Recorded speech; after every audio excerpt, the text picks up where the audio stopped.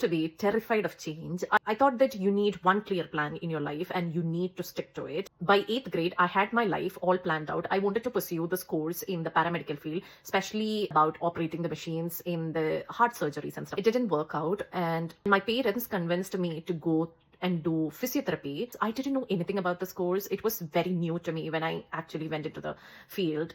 I actually did the course for 1.5 years and then I dropped it. Neither the college nor the course didn't work for me. And then I was completely lost because I had this plan in my life that this is what I'm going to be after 5 years, and that was completely shattered. I was thinking about what actually brings me joy. And at that point of time, it was two things. One was English literature and things like that. And then the next one was fashion designing, because I was really interested in, making clothes, wearing it and stuff like that. I decided to do fashion designing. My parents weren't really interested in this, but I somehow convinced them. I started off fashion designing. I was doing it well. I had the good grades. I was the topper. Everything was there.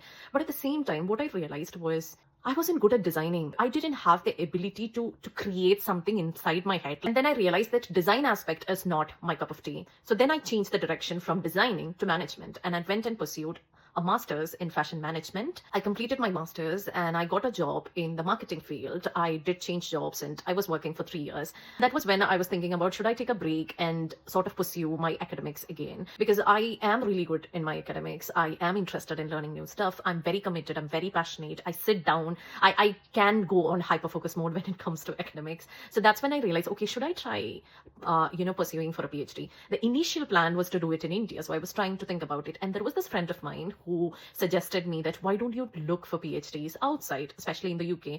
Again, I had zero belief in myself, thinking like, how can I even think about a PhD outside? Or, that was me back then. And I started applying for the PhDs, not so much actively, but still I was doing it in the background while I was also working. And then I moved to Qatar and I got a job there. At the same time, I also got the offer for my PhD in here.